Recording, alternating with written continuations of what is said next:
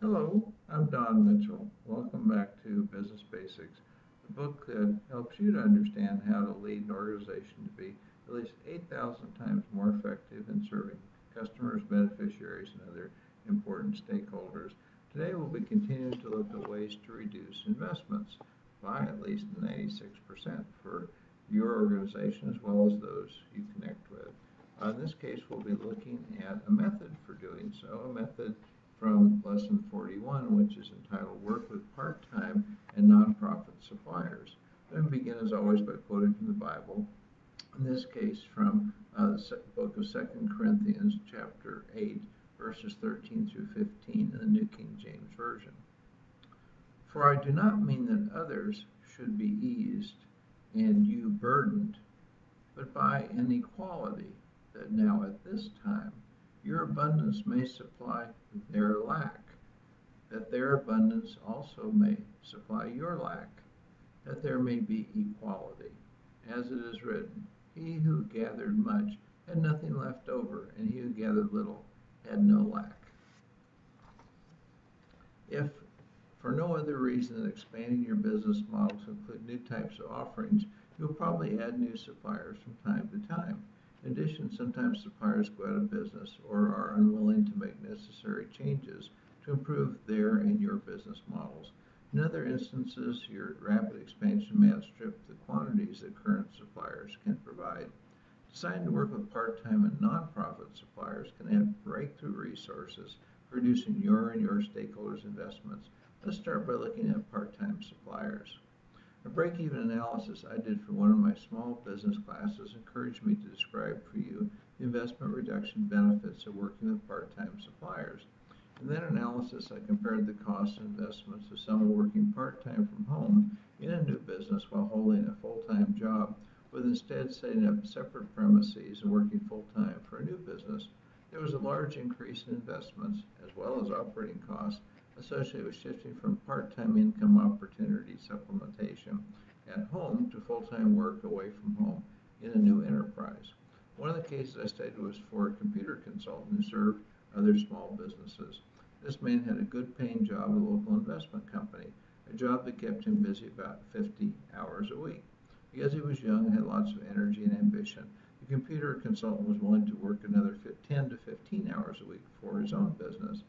Because the young man's employer required him to work at home sometimes, he already had all the necessary equipment, internet connections, and software for his consulting business. To serve a small business client added neither any investment nor any costs.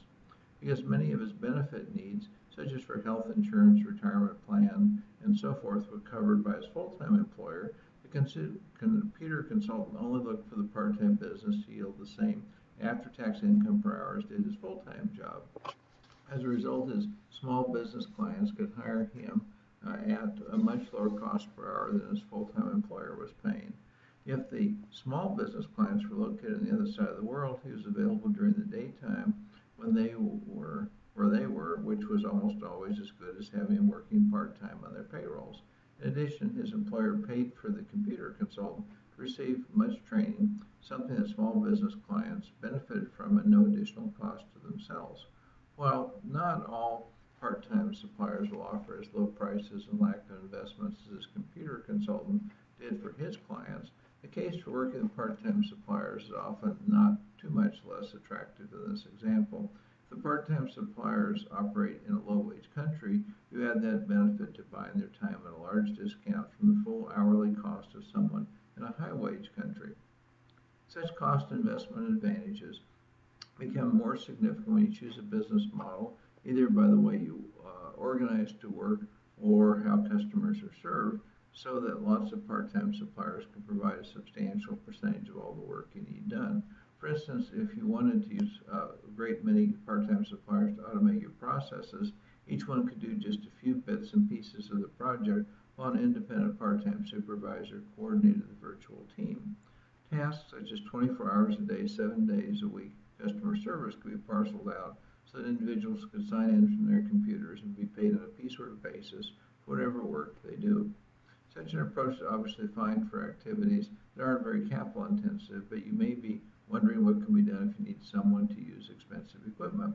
The part-time supplier can have an advantage in such circumstances as well. Most companies only operate one work shift, which means that their equipment is idle for 14 to 16 hours a day. A part-time supplier can often contract with his or her full-time employer to use the equipment during the evenings and early mornings. When such equipment sharing occurs, the equipment cost may be minimal compared to the full investment or lease price. I experienced why this can be an advantage to work with part-time suppliers when I contracted to have the cover designed for Adventures of an Optimist. Because the quality of cover designs doesn't seem to relate to the cost, but rather to the talent and experience of the designer, I normally pay as little as possible while seeking the most capable person available. In this case, I had met one of the best book cover designers in the United States, and I thought it would be worthwhile seeing what he could do. I was pleasantly surprised when the designer quoted me a fee. It was only about 10 to 15% of the amount that the top independent book cover designers usually charge. He also made himself available to work with me on the assignment during the business day while at his full-time job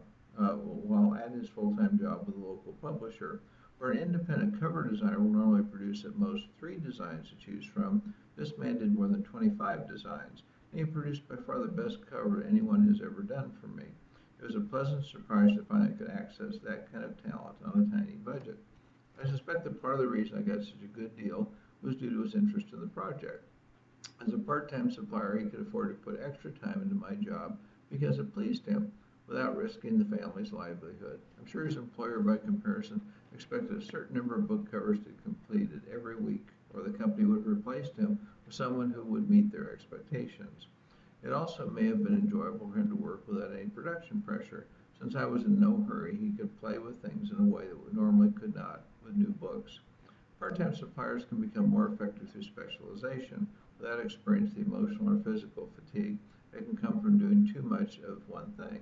Part-time suppliers can pick assignments, as the book public designer did, that are quite different from their normal tasks, so that the work feels a little like recreation, for which payment is received. The importance of part-time suppliers is so significant I want you to be aware of its corollary. Your part-time supplier should also use part-time suppliers. In the case of the book designer, for instance, working with a part-time photographer to shoot a special cover image could have helped to create an even better result for a little added investment. Let's look next at nonprofit suppliers. My observations are based on a case history that one of my former small business students presented. The woman had been a world-class dancer until an accident cut her career short. Not sure what to do next, she took a job working for a government agency, a job that bored her to tears, and began part-time teaching for various dance studios. Tired of her government job, she became a full-time nanny, taking care of youngsters in their family's home during the days, and taught dancing part-time in the evenings and on weekends. Her income was low and her life was difficult. In my course, she learned about growing revenues, reducing costs, and eliminating investments. A key challenge was where to hold her classes. She couldn't afford to buy a building, and rents were astronomical for space that could be used to teach dancing. Dance studios are usually quite busy serving their customers during prime hours, and they wouldn't want to rent to a competitor. What could she do? I suggested she rent space in churches. These houses of worship are often the biggest and most beautiful of the older buildings in the area, and they were usually empty except on weekends. To help cover the costs of heating and upkeep, many churches rent space to reputable people for activities that benefit the local community. Teaching exercise and dance classes seemed to fit within what a church would welcome. She was delighted to find a perfect spot about 5 minutes away from where I taught my class. A space like this one in Boston would have cost about $800,000 to purchase. Even the least expensive space she could find in not very convenient locations charged $5,000 a month to rent. She lacked the money to make even a security deposit for such a space. The church happily offered her up to 16 hours a week during the hours she wanted to teach. The rental rate was $25 an hour. As a result, her monthly cost for rent was only $1,700, and she didn't need to provide a security deposit or to make any investments in leasehold improvements. The church offered another important advantage. It was filled with people taking classes from morning to night 6 days a week. All of them could see that she was offering exercise and dance instruction there. If they wanted help with dance or exercise, most of those who attended other classes or church services would find the location to be convenient. For some, it would be possible to take 2 unrelated classes back to back during the same evening. The business model also offered another important advantage. Instead of spending money for space that would be empty most of the time, she'd only have to rent what, where, and when she needed space. If she could add a class that would be highly profitable in another community, then she could rent space in a church in that community for just the hour or 2 a week she needed to offer such a class. A highly profitable, low-cost, minimal investment business model was born. Let's examine several reasons why a nonprofit organization as your landlord may be a very low-cost and low-investment choice. First, nonprofits usually receive financial donations that subsidize the cost of all their operations. Second, nonprofits receive donations of volunteer time to do most of their activities, which further reduces their operating costs. In some cases, volunteers even construct buildings, further reducing investment costs. Third, in many countries, nonprofits are also exempt from sales, use, property, and income taxes. As a result, nonprofits can charge less for rent and receive more cash after taxes than a for-profit organization that has to pay such taxes. Fourth, if a nonprofit organization's leaders decide that they like what you do, they can choose to subsidize your activities and to offer you their premises or supplier resources below their own low costs.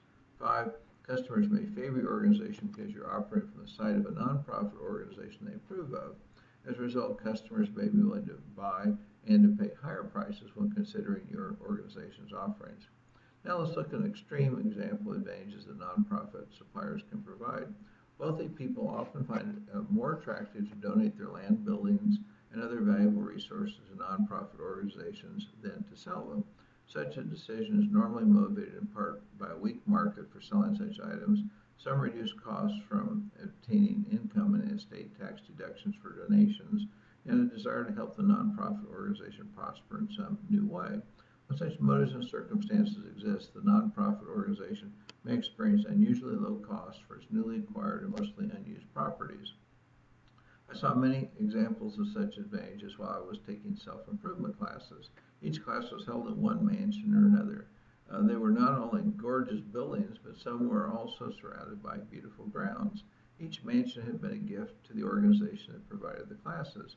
Whenever I stayed overnight at such facilities, the cost was very low, often lower than for a hostel, even though the facilities compared favorably to what you might pay many hundreds of dollars a night for in Europe. Although I never looked into it, I'm sure I could have leased some land or buildings for business purposes from this organization on a highly favorable basis. If I had tied what I was doing on the premises to something that would have greatly helped the teaching organization to add more students, there might have been no facility charges at all. Many times for-profit organizations perceive they would gain great strategic advantages by having a sister organization that is a nonprofit entity.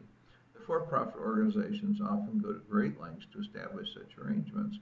It may be much more attractive for a for-profit organization to seek instead supplier arrangements with existing nonprofit organizations that deliver major cost and investment savings. What's the key point of working with part-time and nonprofit suppliers?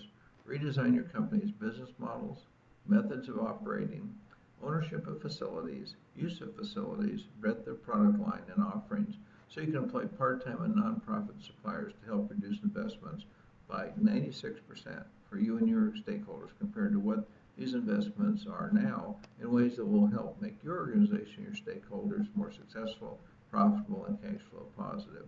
So I have 3 assignments for you. First, identify the 10 most valuable ways you could reduce investment intensity by using part-time and nonprofit suppliers while providing more benefits that customers and suppliers want. Second, consider how these changes would affect your other stakeholders. Third, investigate how your business models, operating methods, breadth of product line, and offerings could be shifted over time to be even more effective by making it easier for stakeholders and your company to operate with very little investment as a result of employing part-time and nonprofit suppliers. So I hope this lesson has been exciting, interesting, and valuable to you. I look forward to speaking with you again soon. In the meantime, may God bless you, your family, and all you do in the name of Jesus. Goodbye for now.